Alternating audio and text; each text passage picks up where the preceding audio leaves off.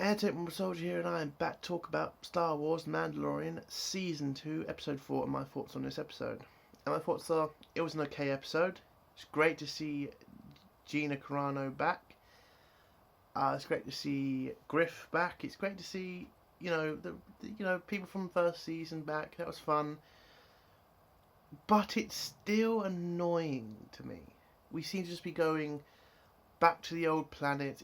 The world just seems so small in The Mandalorian, and it shouldn't be like that. This is Star Wars. The galaxies are massive, but we just seem to be just in this slow ass story. And that's the problem. The problem with this episode, I think, is The Mandalorian. We have to continuously find somewhere to put Baby Yoda to protect him. And the Mandalorian doesn't really have a presence on the screen. He gets pretty much outshined by everybody else. And it's getting pretty pathetic now. I mean, if you had taken the Mandalorian out of this episode, I think it would have been better. Cara Dune is a better character. I'm sorry. And then we had a stupid scene in this episode with Mando having to drink from his mask and having to pull it up. Again, the mask thing is dumb. I don't get why they put that in this show, to have them not remove their masks. If you want to have some sort of weird ritual, just say they don't take their armor off or anything, but they take their helmet off, for other reasons. You can work around that. The helmet thing just doesn't make sense, especially when it comes to drinking and eating. It's stupid. And the problem is with the mask, you don't really see that much from the Mandalorian. The actor, whatever his name is. And so it just weakens his character. And that's why people shine more around him, because we don't really get that much emotion from the Mandalorian because he's wearing a fucking mask. Damn. But there is a massive issue with this episode that I'm going to try to go through, which is, in this episode, the whole episode is basically the Mandalorian needs help. He heads back to the planet that he started off from. He needs to go to get repaired because his ship's pretty fucked. And Griff offers to help him, but he asks Mando for a favour. And the big mission is, we have to Mando and Griff have to go to this Imperial base to destroy it so they can be finally free of the Empire. Cara Dune is also the marshal of the planet, and she manages to take out a bunch of aliens who've been stealing stuff from people, and she wipes them all out, which was a great scene. Again, Cara Dune, I firmly believe she needs her own show. I think being the Mandalorian, being a second character to, Mando, it's boring. She needs her own show. She's an exciting character. I would love to see the history, because she was apparently a rebel shock trooper. That would be interesting to see her days fighting the Empire. But yeah, again, Cara Dune, great character. Griff, he was alright.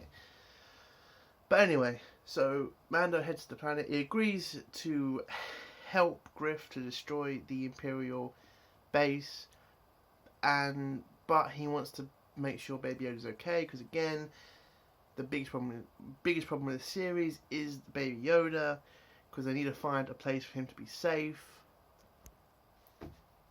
And that again, it just kind of makes the show boring, just to have to keep stopping off somewhere and dropping the baby off.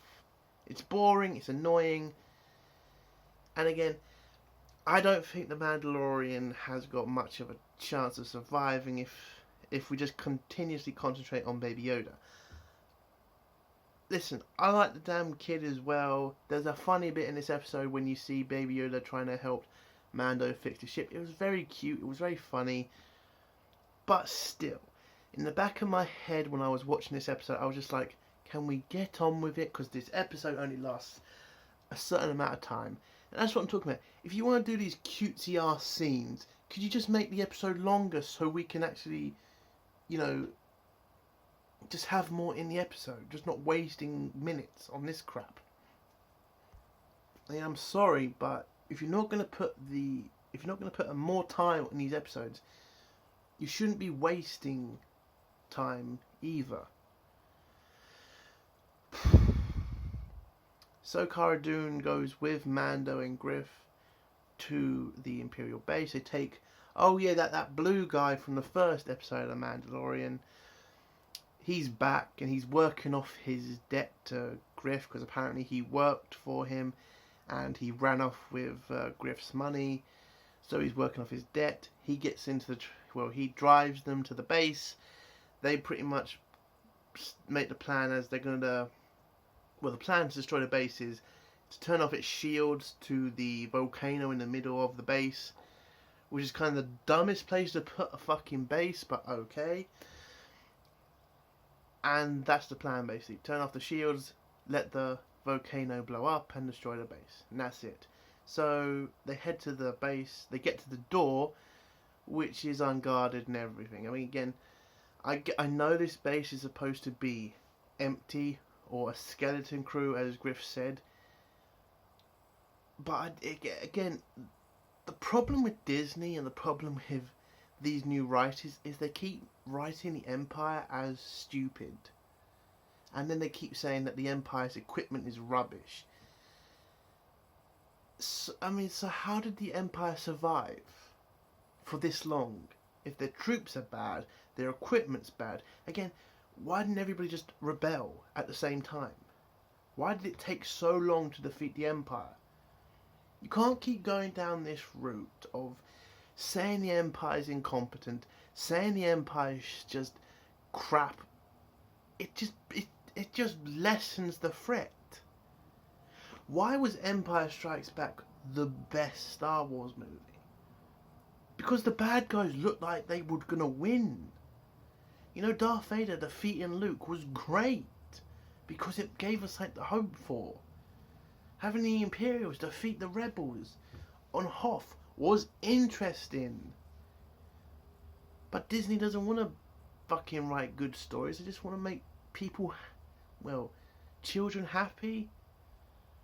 Because I have no doubt this show is being made for kids.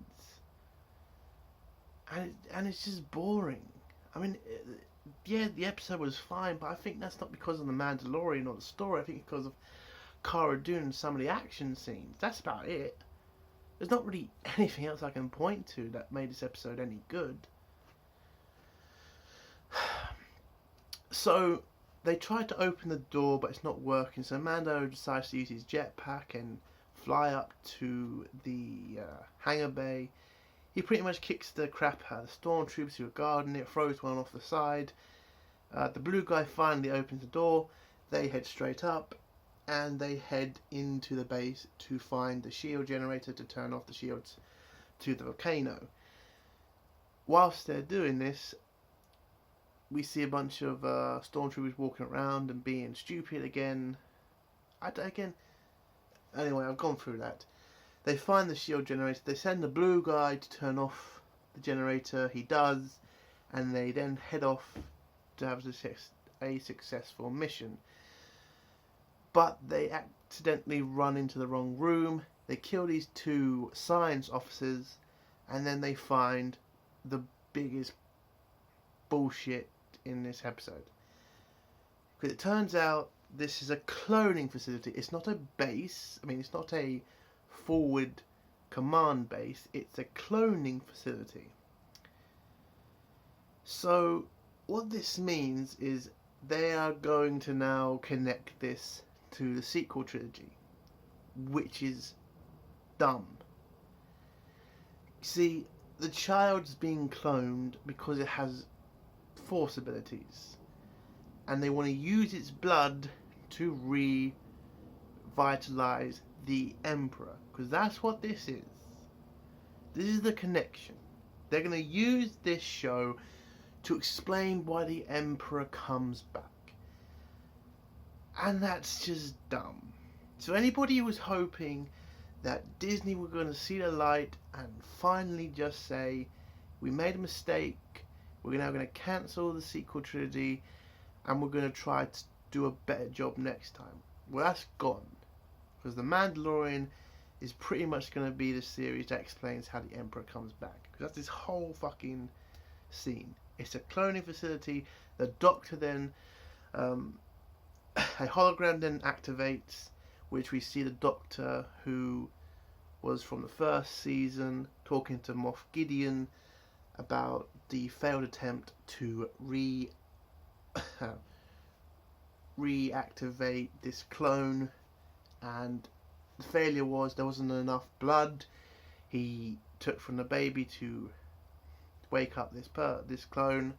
So the plan is to get Baby Yoda back, drain all of his blood, and put it all into the Sidious clone. Again, this show, the best thing about it was it wasn't connected to the sequels. Now that you're putting this into the show, you're connecting it to the sequels, and it's just going to damage your show. There's no hope if this show goes down that route. I'm sorry. The sequels are shit. The Mandalorian was good, but now I'm annoyed.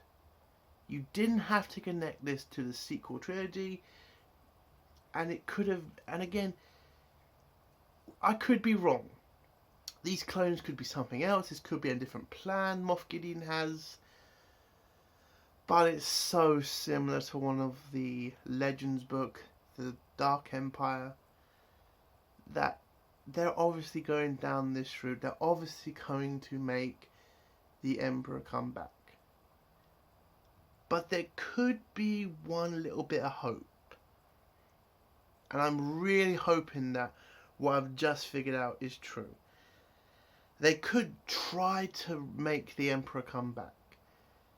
But they could make Luke fight the Emperor and kill him. We could get that in The Mandalorian. They could do the whole Dark Empire series in this show and cancel out the sequels. I'm hoping that's true. I really am. But what I really think they're trying to do with this show is just trying to explain all the issues with the sequels, and they think this is going to save it. If you watch the sequels, nothing's saving those shitty movies. But let's get on with the review. So the Mando figures out they're probably going to try to head to Baby Yoda to try and kidnap him, so he heads off on a jetpack. Cara Dune and Griff head to a transport with the blue guy. They get to the landing bay, but are then attacked by stormtroopers. Because, again, this whole show, they literally wipe out fucking squadrons of fucking stormtroopers, which is ridiculous. So Cara Dune is getting shot at by stormtroopers. She runs the transport, she gets into it, manages to drive it close to Griff and the blue guy. They run on the transport, and then she drives right off the edge into the ravine and then drives off. We then get to see, which I have to say was a great scene, with the Imperial speeder bike chase, again, which was a great scene, except seeing the two bikers crash into each other, again, just making the Empire look stupid. Again, I'm going to keep bringing up the Empire looking stupid because, again, if your bad guys are dumbasses, it's not an entertaining show. Anyway, so Cara Dune tells Griff to get onto the weapons. He does. We see the speeder bikes surround the transport. Griff takes out one of the speeder bikes, but the other two manages to get side by side. Cara Dune crushes one of the other speeder bikes, but the other biker manages to jump on top of the ship and has to be the slowest fucking motherfucker in history, because he literally walks. I mean, he's got the grenade and he doesn't run and throw it in. He just walks and waits for fucking Griff to turn the gun around and shoot him. I thought that was stupid. I would like to have seen the stormtrooper at least get to throw the fucking bomb, not just get killed. But anyway, the next scene is the TIE fighters on top of the base launch and then chase the transport. They manage to do some damage to the transport because one of them crashes into the transport. And so we just get a massive chase scene. But at the last second, when it looks like the TIE fighters have got Cara Dune's transport, Mando comes in with his ship, destroys the first TIE fighter, then chases the second one, blows that one up, and then you see this great scene when he's spinning and firing at another TIE fighter, and then at the end he blows up a TIE fighter and wins the space fight. He then tells Griff that they are both square. He's going to head off to find the Jedi, and, well, see you later. And Griff just says, thank you for the help. Next scene is the Republic arrive, and we get the same pilot from 2 episodes ago who's asking questions about the Razor Crest, and about the Mando and the child. And in this scene we find out that the rebels are concerned about what the Empire is doing in the Outer Rim. But Griff pretty much doesn't care. He's just telling them, listen, I don't know what you're talking about. This isn't my problem, and see you later. So the pilot leaves, and I think Griff makes a joke about how the rebels are going to, help the Outer Rim. I mean, take control of the Outer Rim when the Empire can do it, which is actually makes good sense. Like, how are they going to do it? It's like impossible to control the Outer Rim. Anyway, so the pilot walks past the Cara Dune, and he pretty much asks her the questions about Mando. She refuses to answer, and he also asks her about where she's from. And it turns out she's from Alderaan, and she lost all of her family. He then brings up again about the fact the rebels are very concerned that the Empire are planning something major in the Outer Rim, and they need the locals' help to stop the Empire. Now I'm hoping this is going to be a great plan, and I hope that we might see the Empire at its best when they try to do their plan. But who knows? Cara Dune pretty much doesn't accept, and she says she doesn't want to join the rebels again. She wants to stay on the planet. So the rebel pilot says, I'm sorry for your loss, and leaves her this Republic seal thing. And then that's where the scene ends, and we head to an Imperial warship, where it turns out the Empire have put a tracker on the Razor Crest, and well, that's their plan. They're going to follow the Mando to get the baby back. But in this scene, when we see the lieutenant head to Moff Gideon is in this room with all these Imperial droids. I think this is going to be the Death Trooper program, which is supposed to be before the Death Troopers were turned into these elite stormtroopers. It was a program about these elite cyborg troopers, and I'm hoping that's true. I'm hoping that's what they are. I don't want just to be robots. I want them to be cyborgs, because that would be more interesting to see. And Moff Gideon pretty much says everything's falling into place, and that's the end of the episode. Again, I do like Moff Gideon. I want to see more of Moff Gideon. And it really did excite me to see, the Empire's planning this great stuff. I'm hoping it's great stuff. And that's the episode. It wasn't really that great, but it wasn't really that bad. But I think that's a problem for The Mandalorian, as it needs to wow people. Star Wars, again, is not in a strong position. And again, connecting this to a sequel trilogy is pretty stupid, and is, I think, going to hurt The Mandalorian. And that's my review. If you like the review, give it a like. If you dislike the review, give it a dislike. And if you like my content, do think about subscribing. Hail the Fandom Menace, long live CG, and fuck SJWs. Bye.